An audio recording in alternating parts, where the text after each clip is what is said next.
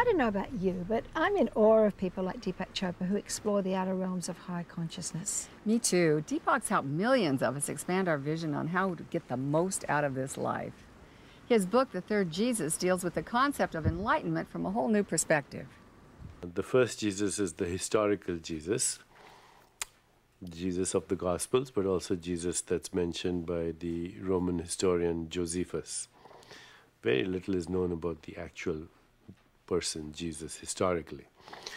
The second Jesus is the theological Jesus, the Jesus built up by different sectors of the church, the Jesus of dogma, ideology, sacraments, and rituals that Jesus himself was not familiar with. The theological Jesus has done a lot of benefit to the world, but also a lot of damage. You know, it's the theological Jesus that we use to attack abortion, to attack gays, homophobia. It's the theological Jesus that was responsible for the witch hunts, for the crusades, and on and on. So I thought I would focus on the third Jesus, and the third Jesus is a state of consciousness.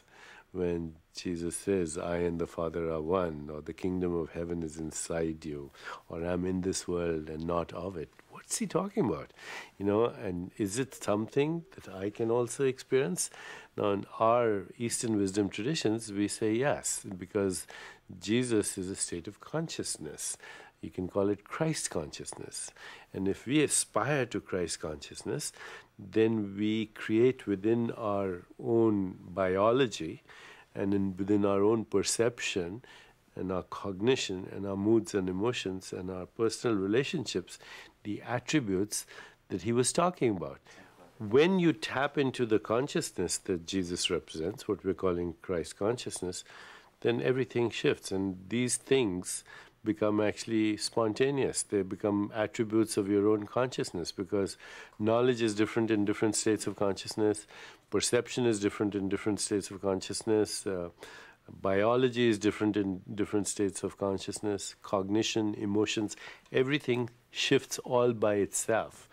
So the third Jesus is, how do we do that? You know, what I've done is I've taken Jesus' teachings and actually shown in this book how you can take any one teaching, you know, any one teaching. I'm in this world and not of it. What does that mean? It means to be local and non-local at the same time. It means to be in this world, but also outside of space and time, which is a very difficult concept for people. But that's what enlightenment is. And you can get the experience by following some of his teachings, and if not all of his teachings, but doing them in a very practical way that understands that the real Jesus is something that we all long for, aspire to, and want to become. Deepak is truly an amazing teacher. He's certainly expanded my horizons, although I'm still working on that part about being in this world and outside of space and time. Yeah, I think we need to meditate on that one a bit. Perfect.